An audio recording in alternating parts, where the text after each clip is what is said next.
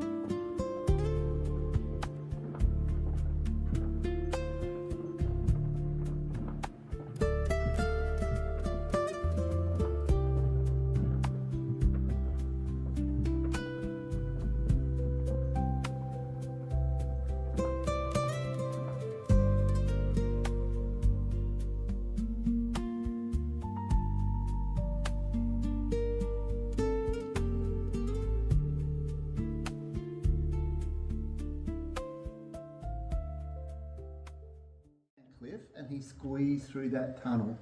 It's 12 metres long, that tunnel. The last time he's down a 3-4 story building, he kept going and going for 12 metres. I reckon I'd be good for 2, maybe 3. Yeah, he kept going for 12. He got to the end here and his friends lowered him down, but the rope they had wasn't even long enough for his feet to hit the dirt. So Cliff was kind of dangling from a rope and saw Jewel Cave for the very first time in January 1950.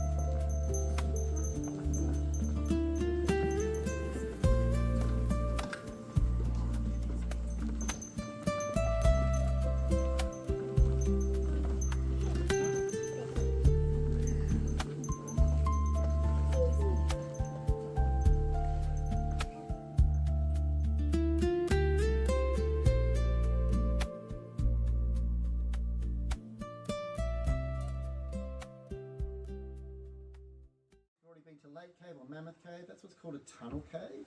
So that's where an underground river flows through that sand dune and carves out a long skinny cave in the shape of a tunnel. Jewel Cave's not a tunnel cave, Jewel Cave's what's called a phreatic cave.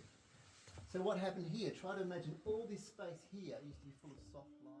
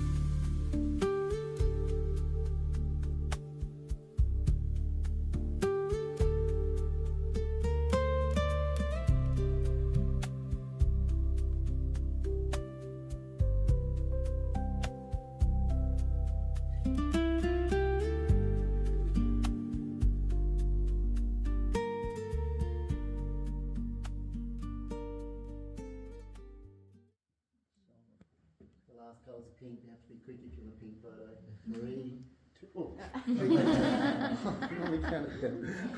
oh. If a stalactite and a stalagmite ever grow so much they touch and join together, it creates what's called a column. So a nice example here of a column where a stalactite and a stalagmite are met.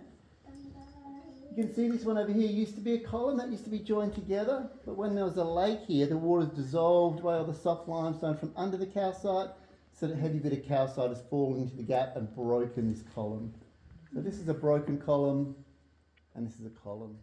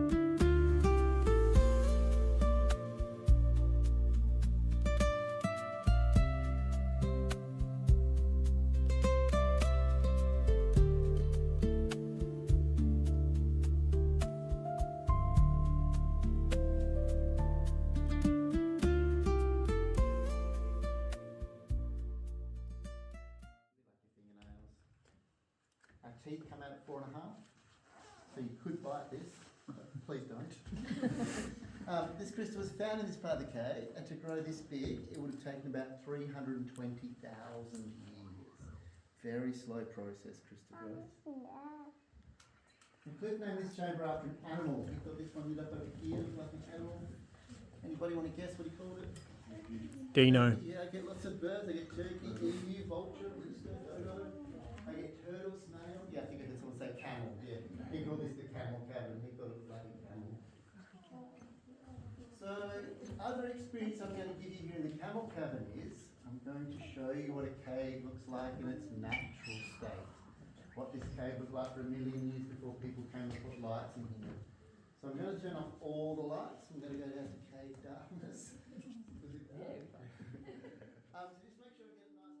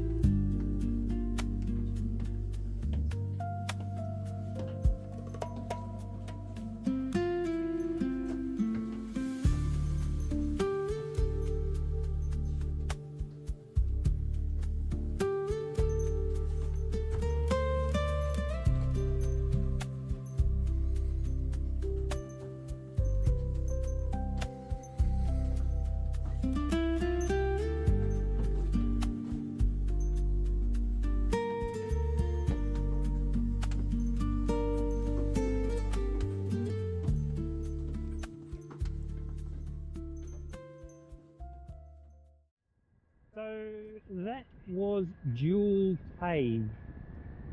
Some interesting things about Jewel Cave is it's the largest showcased cave in the world, which I thought was pretty impressive. It's known also for the second longest straw stalactite in the world. This one here is approximately 5.5 meters long. I'm not sure what the longest one is. A stalactite takes approximately 80 years to grow half an inch, or 12.5 millimeters. Centimeters. No, 12.5 millimeters, sorry. calculations in my head just went haywire. So yeah, 80 years to grow half an inch or 12.5 millimeters. That's basically a human lifetime. A fossil of Tasmanian tiger was found in that cave not long after it was discovered.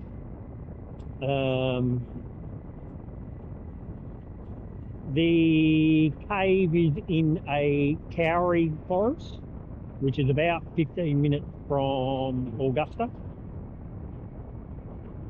It was discovered by Cliff Stackman in 1957, and 2 years after discovery, they then did the first general public tour. So in 1959 was the first general public tour.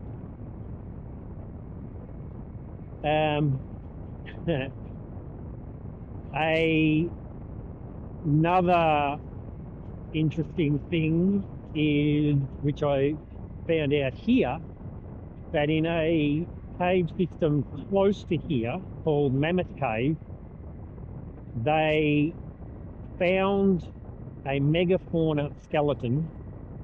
Now, I hope I get this right, forgive me if I don't. And its scientific name was Thylacoleo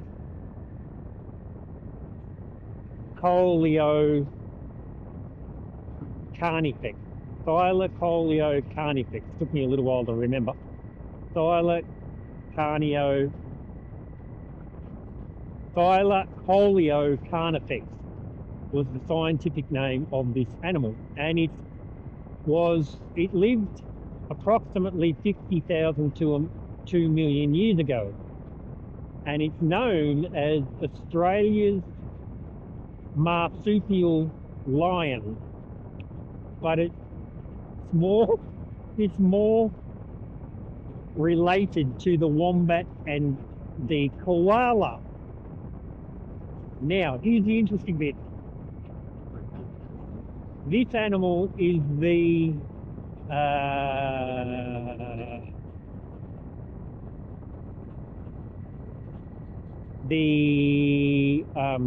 start of the drop bear myth, right? Because how this animal hunted, it weighed about 130 kilometers. And 130 kilometers, 130 kilos. And it used to climb trees and wait for its prey to walk underneath the tree, and then it would pounce on the unsuspecting animal below. And that's where the story of the drop bear came from. So it was actually true by the sound of it. Yeah, so there you go. There's the origins of the drop bear myth. From, I'm not going to say the nice scientific name again, from the megafauna era, Australia's marsupial lion. Yeah, I found that very funny. That's it. I hope you enjoyed the Jewel Cave. Yeah, talk to everybody later. Bye for now.